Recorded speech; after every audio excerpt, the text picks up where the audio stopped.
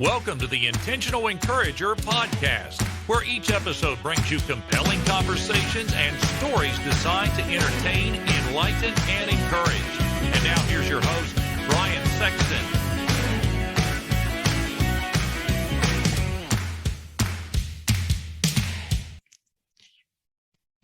And welcome into the Intentional Encourager podcast. I'm your host, Brian Sexton. Thank you for joining us again today.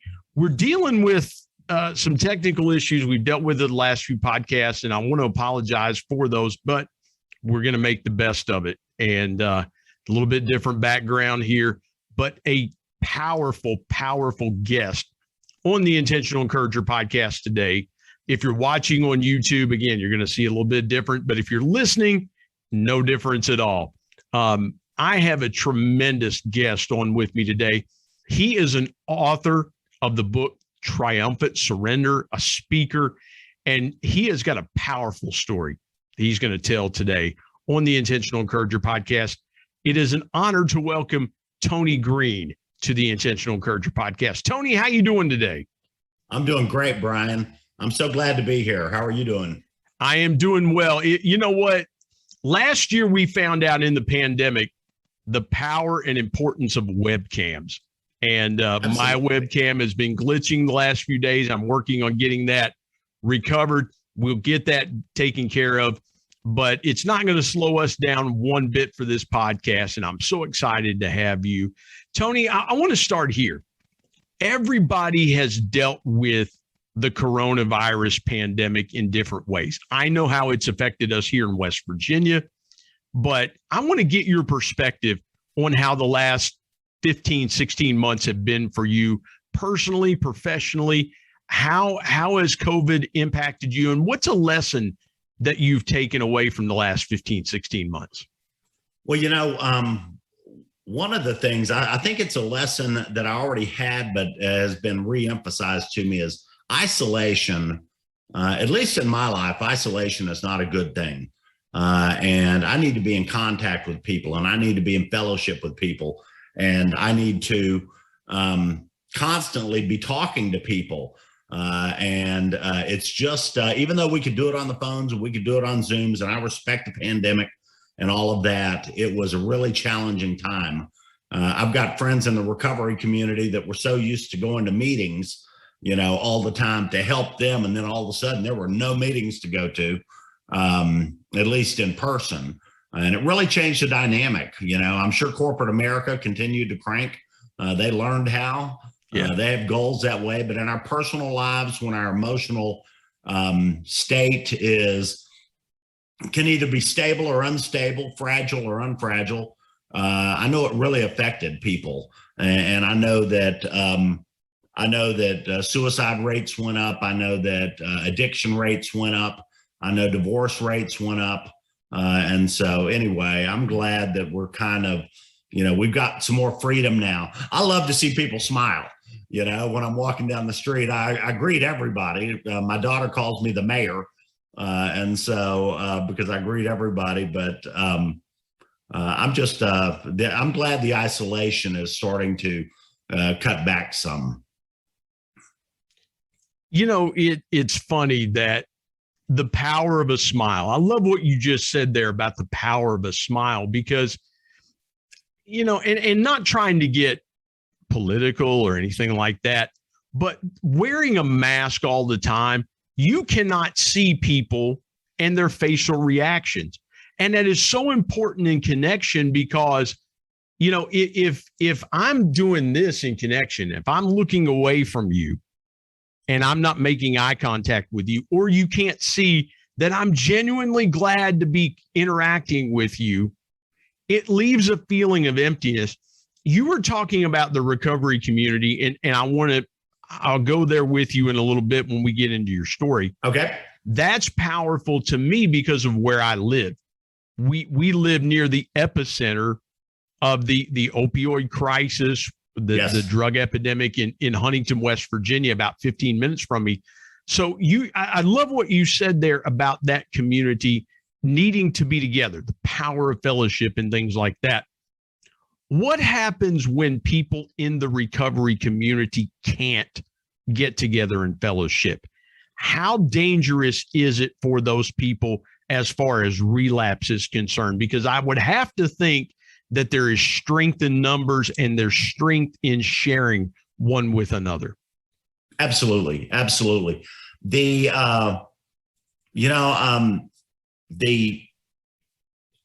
When I think about it, I had a counselor tell me at one point in time, and it was a treatment counselor, told me that the more time we spend in our heads, we spend behind enemy lines. And really that is where somebody there's a real cross section in the addiction community with mental health disorders. And that's where, when all of a sudden people start running away in their minds, when they're isolated and running away in their minds, and heck, I've experienced this, it's part of my story, is that some of the craziest thinking in the world all of a sudden sounds totally rational. And it's like, who loves me on the face of this earth? What purpose do I have? I might as well end it. People start thinking about suicide in isolation, which is just, an absurd thought. And hey, I've got a failed suicide attempt. So it's just one of those places I never want to go back to. But one of the things in recovery, when people could get together every day and go to meetings, they always were able to reconnect with other people who had had the same struggle with them. The first chapter in my book is a chapter called "You're Not Alone." And that's one of the pieces of encouragement that I wanted everybody to understand, because sometimes when we run away in our heads in isolation, we think we're alone. We think we're the only person struggling with whatever we're struggling with. And I want to assure people that that's not the case. And when they get back in community, I've got 4 older siblings, and one of my siblings lived homeless for a year and a half. And she told me, and I write about this, but she told me that the worst part about being homeless was to be invisible. Nobody said hi, nobody gave her a smile, nobody offered her an ounce of respect. Nobody asked her about her story. She wasn't just looking for money. She was just looking for interaction. And I think one of the things COVID did to us with all these masks and with all the paranoia is that it really cut back on the healthy interactions that we could have with each other. Well, and I love what you said there about the isolation, because again, human beings, God created us all to be connecting and be connected, first to him, and then secondly to each other. It's why God created Eve for Adam, because the Bible said it's not good for man to be alone. Right. He must have someone there to help him and be a helpmeet to him. And I love what you said there, Tony, about connecting with people and being involved with people and understanding what people need and things like that. What's your biggest concern? I'm not going to say fear, because there's enough fear being propagated right now among our media. What's your biggest concern going forward, should this thing prolong and some things return that we are hoping don't return?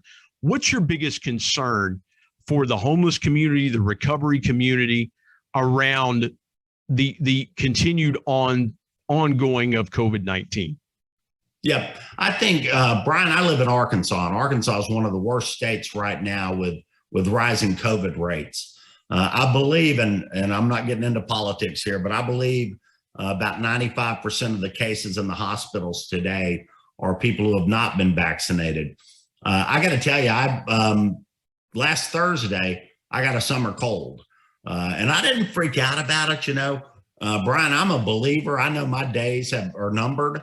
God's going to cross me over whenever he chooses. So I've never freaked out about COVID, but I did get vaccinated, and I got both my vaccinations. And when I got this summer cold last week, I didn't have much fear that it was COVID, but I wanted to do the right thing and do the right due diligence. And I went to Walgreens and got a test and found out last night that it was negative. But the thing that concerns me the most, because Arkansas is about to get back into potentially mandated masks. And, Walmart's handing out masks now when you walk in the door and asking people to wear them while they shop.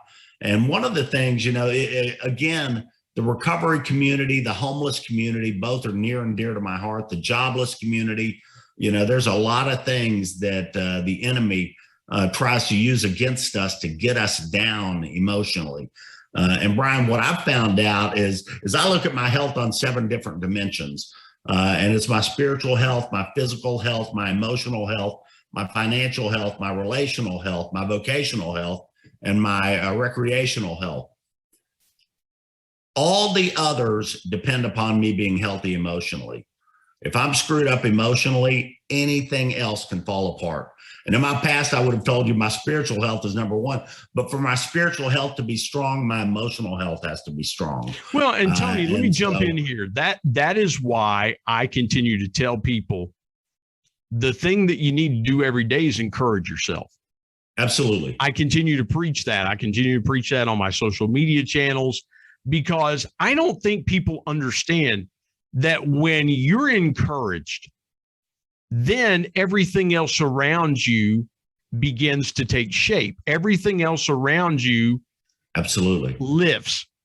And it's the old adage, a rising tide lifts all boats. Well, if you lift that tide with encouragement, everything around you, your career, your marriage, your finances, if you can encourage yourself every day, everything around you also gets encouraged by osmosis. Absolutely. Everything around you gets it's almost as the air that you breathe. And I love what you said about the most important check that you can do is to your mental health, to your mind, to your spirit. Was that a aha moment for you, or was that something that took a period of time? Because some people, and here's where I'm going, and I don't mean to ask a long-winded question, but I wanted to piggyback off of what you said. Some people get it. It's like a vision. It's like, that's it. Some people come to that through a process, through a series of steps. For you, finding out not only those dimensions, those 7 dimensions you talked about, but finding out what was most important. Was it an aha moment, or was it a process? I knew it was a moment that was coming, but it happened in an aha. And we'll get into the depth of my testimony after the break. But one of the things is I used to be a vice president in corporate America with Coca-Cola, and I made tons of money. Everything I touched turned to gold. I had the BMW convertible. I had the sexy wife. I had the big house. I was making, millions of dollars over the years. And everything was great. And my self-identity was, Tony, you're pretty dang great. You're good. You're good. You're good. It was an egotistical identity. I still was desperate for people to encourage me and feed into me, Brian. But that's what I lived. And then all of a sudden, I fell off my high horse and I became homeless, and I became addicted to alcohol. And all of a sudden, my new identity was, Tony, you're a loser. You are worthless. You have ruined everything. And I got to tell you, 2 years ago this month, I laid down on an inner city sidewalk in Cincinnati to sleep. And it was my lowest moment, and I've had some low ones. But when I came up off that sidewalk that next morning, and I had not been mugged, I had not been robbed, I had not been killed, I knew at that point in time that I needed to cozy up to God and change the way I thought about myself. My mental state on what I think about myself drives my deepest core belief. And my deepest core belief, it wasn't really good when I was egotistical, and it was awful when I was eat up with toxic shame. But right now, and I have a whole chapter on this, God says I am who I am based on my identity in Christ. And that is what I speak into myself every single day now, because I wake up to a nightmare every single morning, and the nightmare is a life totally changed. And it's up to me within the first 15 minutes of the morning to change my attitude and get right back in the right attitude. And that's up here. And that's speaking life into myself based upon who God says I am. Well, and Tony, that's the thing is what happens to an addict is they constantly fight the fear of going back. It is, they wake up every morning knowing that their past is right over their shoulder. And if the past gets over their shoulder and it gets between their ears, that's where the damage is done. And so I love that. And I was keenly aware when you were talking about Cincinnati. We're not far from Cincinnati, Ohio, 3 hours down to the west. And, I've grown up a Cincinnati Reds baseball fan, a Cincinnati. So when you mentioned Cincinnati, that kind of perked my ears up there. And we are going to get into more of Tony's story here in just a moment. We're going to talk about his book. When we come back from break, we're going to talk about his book, Triumphant Surrender, how that came about.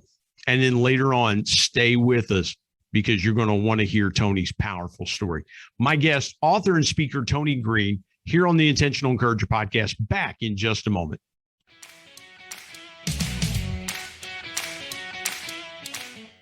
Hey everybody, Brian Sexton here. I want to tell you about our sponsor, SEO National. SEO stands for Search Engine Optimization. Now, what's that, you might say? Well, search engine optimization helps you show up higher on search engines in front of paying customers for words that you as a business owner can monetize. What a great concept. SEO National is owned by my good buddy Damon Burton, who's been a guest here on the Intentional Encourager podcast. Not only has Damon and his team worked with businesses of all sizes, from e-commerce startups to NBA teams and Shark Tank featured businesses, but more importantly, Damon and his team are about transparency, trust, and providing lifetime value. So much so that he still has his first customers after opening SEO National 14 years ago. Let me give you some intentional encouragement and call Damon and his team today at 855-736-6285 or go to www.seonational.com and get a free quote.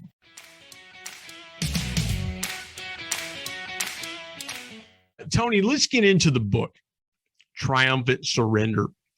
Having written and published a book myself last year called People Buy From People, I understand the process of writing a book. It's hard. It's a hard process. A lot of people say, well, I'm working on a book, but to actually get that thing to completion is a hard process. I want to talk through you about the emotions of writing a book like that, because I know the emotions that I felt when I was writing about my late father and the advice that he had given me. There were times that it became very emotional to write. Did you face those same things? And what were those emotions like for you as you were telling your story in Triumphant Surrender? Brian, for the past, it was like I became a believer when I was 40 years old. And it's like God was giving me, in my first 13 years, I was still making all the money. I still was living in the world. I was enjoying it, and I wasn't a fruitful believer at all. But God kept giving me all these fragments, and I'm a journaler. So when he would give me something, I would write it down. And I didn't know if it was coming from my head or if it was coming from God or what, but I knew it was something that I hadn't thought of before. And it finally dawned on me. I was on the verge of a divorce. And I was really down, and I went walking in the neighborhood that morning at like 4:30 a.m. And just for about an hour and a half, just to get my head straight and stop the racing thoughts in my head. And when I got back, I journaled everything down. And Brian, at that moment, I knew that I had not thought up anything that was that. It was like a gift from the Holy Spirit that stuff had been revealed to me that had never been revealed to me before. And I felt so humbled at that point. And that's really when my relationship with the Holy Spirit started. And people kept telling me over the years, Tony, you're going to write a book. You're going to write a book. It's going to change people's lives. And I went, nah, I'm not going to write a book. I mean, shoot, I struggle with alcohol. I've lost everything that I've ever had. How am I going to write a book? Well, and Tony, let me jump in here. It is not the easiest thing in the world to do when you're an executive in a Fortune 500 company to write a book about struggles, because nobody wants, the company says, well, or the company could come to you and say, wait a minute, this is probably not good for business. This is probably not good Right. for everything else. And, you know, it's hard to, people don't understand, and I've got to jump in here for a minute. People don't understand that, you know, it's easy when somebody says you should do this or you should do that, because they're not making the time investment and they're not exposing themselves, so to speak, in writing that book and some of the other things that could come about from it. Like, hey, are you really sure you want to tell that? Well, we need an advanced copy to make sure things are not, as, you know, that you're not revealing secrets and things like that. So it's easy when people get in your ear and go, write a book. The hard part is getting everything together and things like that. When you were journaling those things, and that is a common practice for executives to do, is to journal things. Did you feel like at times it was a part of what you were doing day to day in your work? Or did you feel like this was something outside of your work thoughts? Because I would have to think that what you were getting, these fragments that you were journaling, a lot of those could be used day to day for practical things in leading people and motivating people and guiding people. But for you, was it more professionally that you were using these things, or personally that you were using these things? Well, I remember bringing it up, Brian. I started to change. You know, I was still in corporate America. I was still making all the money. I was still, you know, doing big deals and being very successful at it. But I started to change. My heart started to change. And all of a sudden, the things that had been important to me in the past were no longer important to me. And all of a sudden, I wouldn't step into places that I would have stepped into in the past to entertain customers. And I didn't cuss anymore. And I knew drinking was an issue. I started coming to that knowledge that what was going on in my spiritual life was very much different than what I was living in my professional life. And so I started to change. I didn't really let my bosses see it. You know, I was struggling with God on it. I was like, God, please don't take this away. Please don't take that away. But Brian, I was loving the fragments that I was getting, all the knowledge that I was giving. And what it ended up being is it ended up being like a beautiful mosaic, which is what the book ended up being. And the crazy thing about it, and you asked my emotions, when I was writing, there were some things that I bring up that I just bawled over. Yeah. Oh my gosh, I bawled over, you know, and I even wrote it in the book. You know, I got a lump in my throat. I got tears streaming down my face. You know, my dad, we grew up in a household with a lot of abuse and neglect, and I've since forgiven my dad, but I'll tell you what, I hated him when we buried him. And the first 2 words that I wrote in my book was the start of chapter 3, or start of chapter 2. And the first 2 words were my dad. And why I would have started with a story about my dad with the first 2 words that I wrote for the book is beyond me. That's just a Holy Spirit thing. And so I became a very different person, and I knew that the 2 weren't going to go together.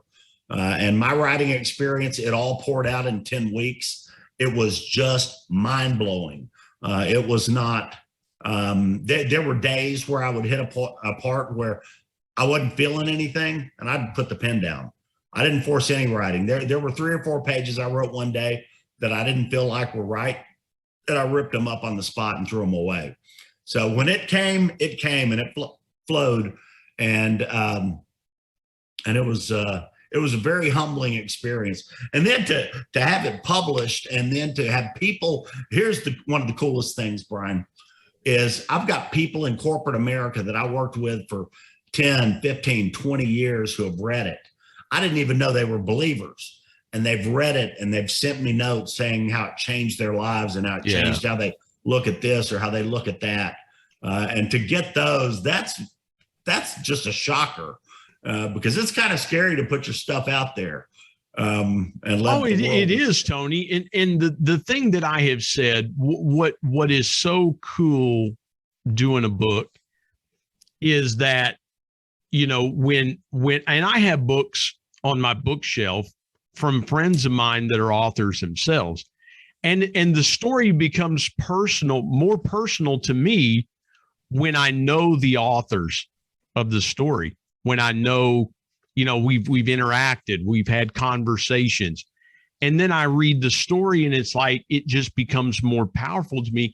And as a Christian, I'll go here for just a second, really knowing the author of the Bible intimately and having daily conversations with him make the Bible come alive more in those ways. And so that's why prayer is so important. If you're a Christian, that's why prayer is vital, because conversations with the author of the book make the story more personal. And Absolutely. So I love what you said there. Did you have an aha moment? Did you have a moment? Because I know it was for me in my book. Did you have a light bulb moment where you say to yourself, I'm really on to something, or maybe something changed in your book and you go, man, that was totally unexpected. I didn't expect to go here in telling this part of the story. Absolutely. And it was about, I've been a Christian close to 22 years now. The first 13 years, I categorized that season of my Christian discipleship as I was in the Word, not in the Spirit. And so I had the wrong motives, Brian. I wanted to tell everybody else how they needed to live for God. So I was studying scripture. I've got a sister in full-time ministry. I was studying scripture. I used the same translation she used. I memorized verses and I told other people how to live for God when I wasn't doing it myself. And so that I had this ego going. I was in the Word. I wanted command of the Word. That's what I wanted. I wanted command of the Word. I wanted to be seen as important. It was still an ego-driven thing. What I now understand is God wanted the Word to have command of me. And so I finally, I was in a psych ward once, and one of my ministry buddies showed up, and he said, Tony, and it was right at the end of these 13 years, he said, have you ever read 1 John? And I said, nope, I've read John, but not 1 John. He said, jump to the back of the Bible and read 1 John, which is all about God's love and God's light. And man, I got out of that psych ward and I studied 1 John, and all of a sudden it was like I met the Holy Spirit, Brian. And at that point in time, I stopped studying scripture and just went with the Holy Spirit. And so where I had started out for 13 years in the Word, not in the Spirit, now all of a sudden I went 3 years in the Spirit, not in the Word. Yeah. And that is so good. Yeah. It was good, but. Well, and again, Tony, what happens is, and I'll say this, and we'll step aside and take another break, is that there are a lot of times when you're a Christian that you get really good at playing the role of a Christian. You know what to say, you know what to do, you know how to act. It's a lot like being, as you pointed out, and we'll get to that portion of your story in a minute. When you're in corporate America and you're in the corporate office, you know how to dress, you know how to walk, you know how to talk, you know the right things to say. You act corporately, and you can spout the mission statement with the best of them. But what happens is all of a sudden the little tiny cracks that you see that nobody else sees start to become magnified. And then what happens is your hypocrite comes out at certain times. It's because you're acting like a Christian. I'm not saying you, but and I've told people in my walk with the Lord, I know a good hypocrite when I see one because I was one. There have been times in my life where I was a great hypocrite. I could walk the walk. I could talk. I could say the right ministering things. I could look people in the eye and, man, I could tell them things, but I was not living the life that I needed to be living. And I love what you said there about that, because it's important. And no matter what you do, I don't get, and I've said this before, and in my book, chapter 1 was consistency. If you're consistent personally, you'll be consistent professionally, but you can't be consistent professionally if you're not consistent personally.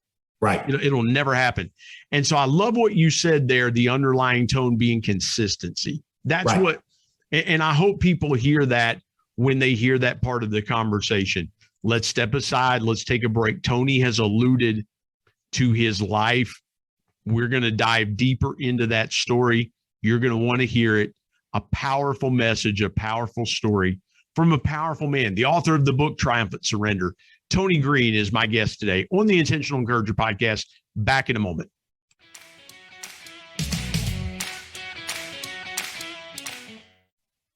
Hey, everybody, Brian Sexton. Want to tell you about my new book, People Buy From People, 10 Powerful People Lessons from the Ultimate People Person, my dad. My dad was one of the greatest connectors that I ever knew, and he shared with me 10 connecting principles that I have used throughout my 25-year sales and sales management, customer engagement, and leadership career that I'm passing along to you. If you want to be a stronger, deeper, and more powerful connector, you've got to pick up a copy of People Buy From People. There are concepts in there that you may not realize help make you a power connector. You can go to Amazon and pick it up, Kindle if you're an e-reader and you like to do it that way, or now available on Audible. And there's one other way you can get a copy of People Buy From People. You can get one from me and I'll sign it for you. You go to intentionalmediaandpublishing@gmail.com and send me an email, and I'll share with you the link on how you can get a signed copy. You can buy a signed copy directly from me. Again, People Buy From People. If you want to connect like never before, pick up your copy today of People Buy From People. And now let's get back to more great conversation here on the Intentional Encourager podcast.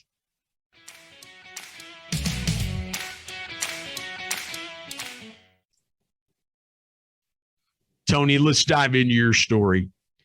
You have alluded to the parts of it, being an executive, making money, having all those things. I want you to go back as far as you want to go from point A to where we are today, and just tell your story. And I'll probably ask some questions around that, but just jump in and tell your story to the folks that are listening today. Yeah, Brian, it really took my addiction to bring this out in me. I mean, there's so much self-awareness that I've gained in recovery that has just been huge to me. But the first counselor that I ever went to, and it was a faith-based counselor back in 2011, and he gave me the key to unlock the door to what my struggle was. And that, like I mentioned earlier, there was a lot of abuse and neglect in our household. And most of us living in this world have dealt with some kind of childhood trauma. And I know it really affects a person and can haunt them 20, 30, 40, 50, 60 years later. And so anyway, what this counselor showed me was that I had this huge wound of being unloved and rejected. In a dysfunctional family, I was definitely the lost child. I was not the scapegoat. I was not the class clown. I was not the hero. I was the lost child, being the youngest of the five. And I had this wound of unloved and rejected that I carried with me. And Brian, I can look back now. I didn't learn this until 2011, but I can look back now and I can see my entire life. Everything was about me performing so people would love me. So the more I went into a performance mentality, I've got a sister that grabbed the cross and went into ministry for her life. I've got a sister that grabbed a bottle of alcohol in high school and has taken until her 60s to be able to release it. So we all spun out in different directions, but mine was performance driven. And everything I did, it was being quarterback in high school. It was being the number one gentleman in the fraternity who treats women the best because I wanted the attention. I wanted them to love me. Yeah. And when I got into corporate America, I didn't know I was going to be in sales. All of a sudden, I end up in sales. I was going to be the best. And I became known as one of the top salespeople in the world for Coca-Cola system. Did you find that you the accolades from and you mentioned your dad a few minutes ago. You talked about having that performance mentality from being a child. Did you find those times that your dad and mom were more loving, more accepting, more as parents should be when you performed well? Were those the moments that kept fueling you to continue to perform and feeling like that performance was the way you were going to get that love and acceptance? Yeah, but I've had two phases of my growing up. I spent 13 years in small town Arkansas. I've got most of that's a blackout to me. And that's where most of the abuse and neglect happened. And then we moved to Houston, Texas when I was 13. And that was a totally different story. The whole family didn't move down. It was just myself and my sister Beth, and then mom and dad. And we, at that point in time, Dad started getting into my football, and playing football. And I remember him picking me up after games because I had a lot of speed. And if I just started running, there were very few people who could catch me. And I remember him picking me up, telling me how great a player I was, even though we were going 0-8 for the season. And then I worked at the movie theater, and he would encourage me there. He was my boss, and I got some of my friends there. So encouragement was important to me. When I went off to college, it started becoming critically important to me. I'd experimented with alcohol, but I'd never really, it wasn't a driver in my life. And then joining the fraternity was like getting all kinds of recognition. And even in college calculus, I scored 399 out of 400 points. So everything was about me performing good so people would love me. And that crossed over into corporate America. And that's why I became so successful, Brian, is because of my childhood wound is what fueled me to success. But when I started, I hit a level with Coca-Cola where it was no longer about performance. It was about politics. And I missed 3 promotions in 1 year. And all of a sudden, my company didn't love me. They had loved me for 20 years, but now all of a sudden they did not love me. And that's what my own head was saying. It was just corporate politics. And all of a sudden, that is when I remember walking down a staircase in Cincinnati one day. And instead of opening the right-hand door and grabbing the Diet Coke out at 6 a.m., I opened the left-hand door and grabbed a bottle of vodka. And that was the beginning of the downward spiral. So the same thing that made me really successful in corporate America was the exact same thing that brought me down. I got to ask you this because I've been involved in athletics a long time, followed it, watched it. You see guys, Tony, with a chip on their shoulder, and people go, man, that guy plays with a chip on his shoulder. And it's almost a badge of honor, if you will, right, to have that part of yourself. But it also, and I could hear in your voice, you go, man, I was fast. I was good at playing quarterback, but we were 0-8. I could perform, but this happened. I performance fueled me, but this happened. Did you ever feel like that your performance was not going to be good enough, or that chip on your shoulder, so to speak, was going to be an impediment rather than an advantage? Because I'll say this, and I want to get your answer, is that if not handled correctly, that chip on our shoulder just becomes a roadblock in our way a lot of times, because it takes over and goes, well, obviously you're not good enough. What's wrong with you? What's going on with you? Or the other way of, don't they know how good I am? Don't they know that I am the guy here? Was that chip on your shoulder, so to speak, was it an impediment or fuel? Oh gosh, Brian, I had a chip on my shoulder, but that was just for show. I knew in my head I was faking my way through it. I wasn't that aware of it, but I knew that I knew there was a level of inauthenticity to it all. And I remember saying to myself and saying to my spouse at one point in time, because my brain I had a creative brain that could come up with new strategies. I had like 4 different things that Coca-Cola had never done in their entire 100-year history that came straight out of this brain. And my resume was just incredible until I screwed it up.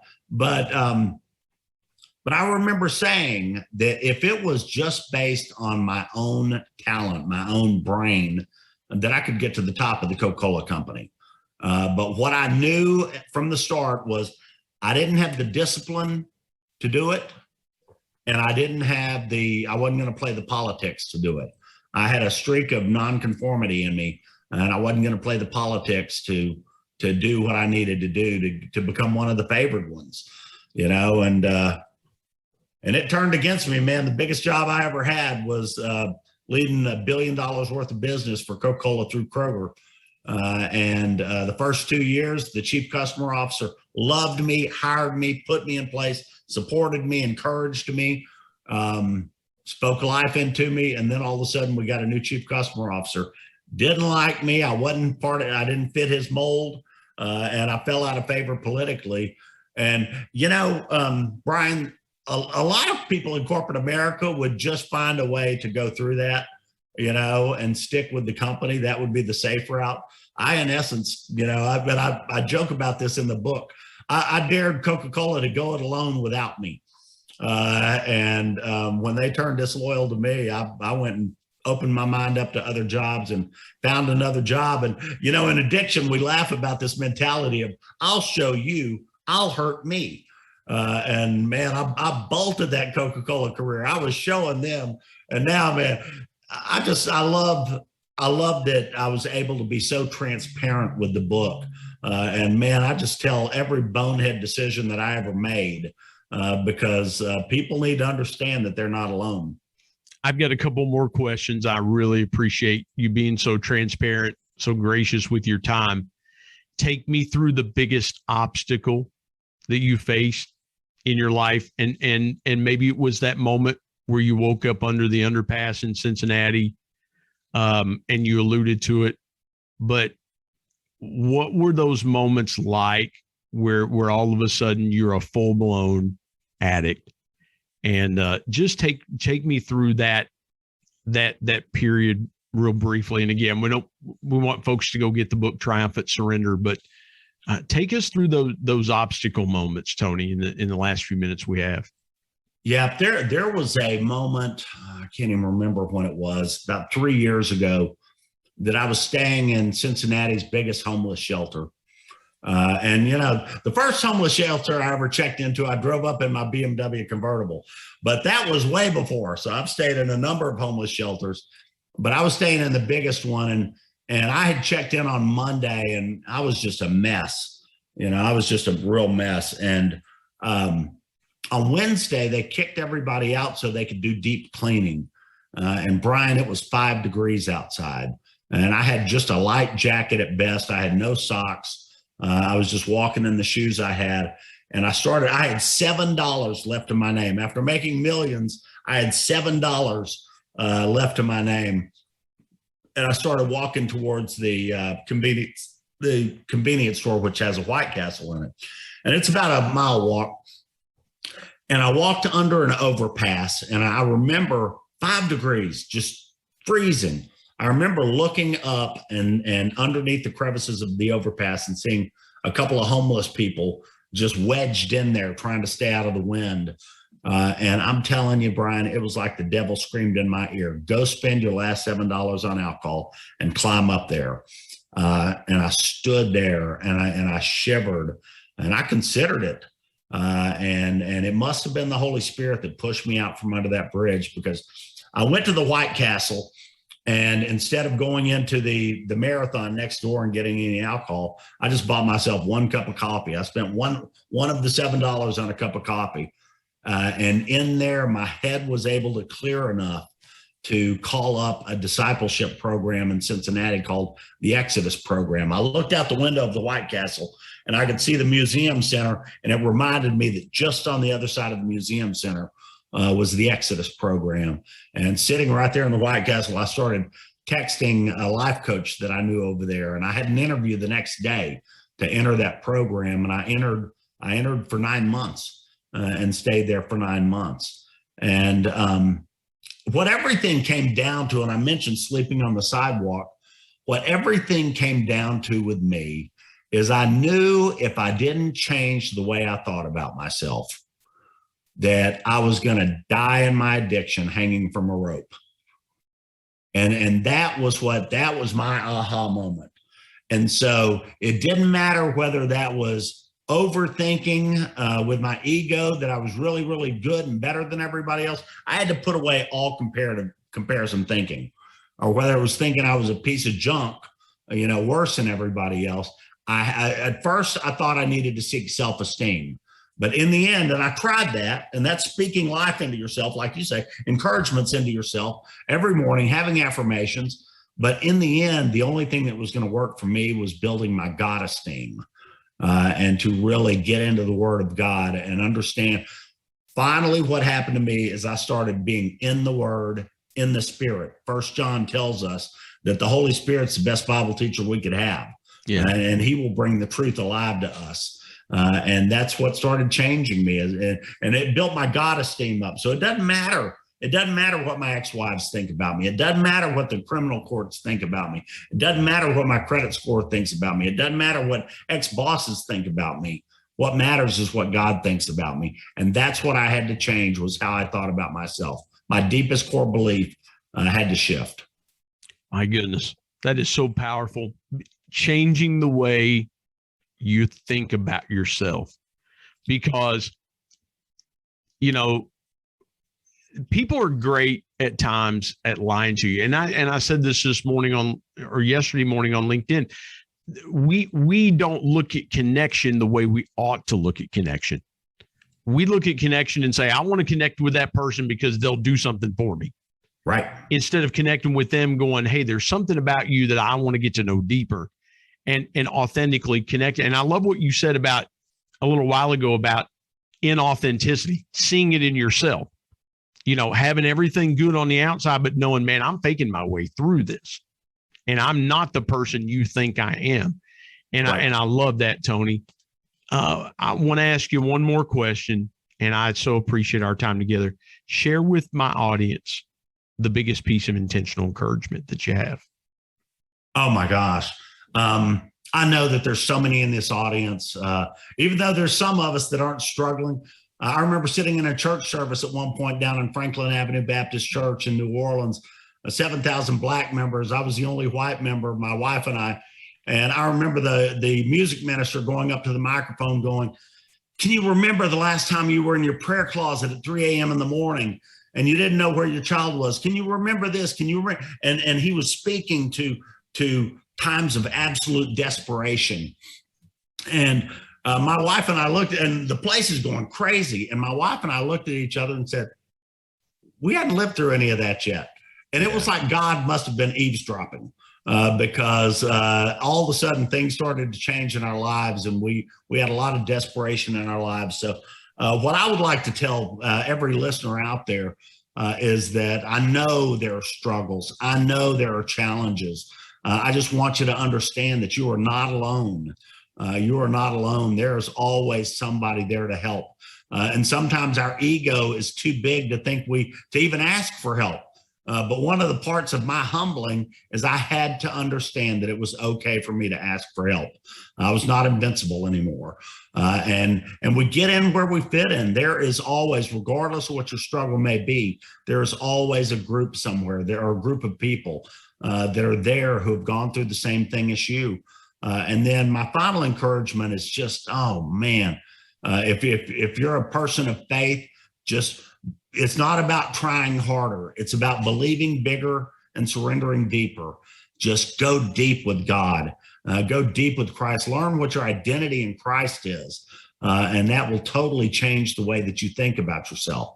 And the final piece is you're going to start living a life of gratitude. And for me, man, once a week, I put together a gratitude list. I know that sounds hokey, but my gratitude list is a mile long. And anytime I start to feel myself get into a bad attitude, I read my gratitude list and it totally changes it. Yeah, that's outstanding. That is so good. Tony, tell folks where they can find a copy of your book, get a hold of your book, connect with you. I know folks that are going to listen to this, are going to want to connect with you, let folks know where they can do that. Okay, you can get Triumphant Surrender. You can get it at Amazon. You can get it at Walmart.com. You can get it at Target.com. There are some local sellers across the nation that sign it. If you just do a Google search for Triumphant Surrender, when I thought of that title 3 years ago, you Google searched it and nothing came up. But now if you pull it up, a lot comes up, and it's mostly about the book. But you can buy it at all of those places. Also, you can learn more about the book and the story and my story on triumphantsurrender.com. And I've got an email address, and it's triumphantsurrender@gmail.com. And then also I have a phone number of 504-387-3888. Wow.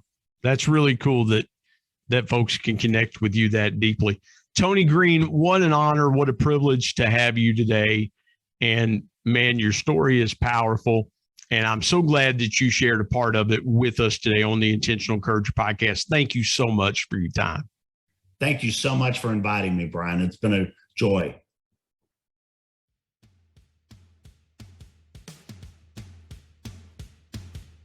My thanks as always to producer Bryce Sexton and technical advisor Matt Means. And of course, the ultimate thanks goes to the Lord Jesus Christ, who provides intentional encouragement every day through his word. If you're not subscribed to the Intentional Encourager podcast, hit the subscribe button wherever you get podcasts so you don't miss an exciting episode where you can get encouraged and stay encouraged. And remember, anyone, anywhere, at any time, any place can be an intentional encourager.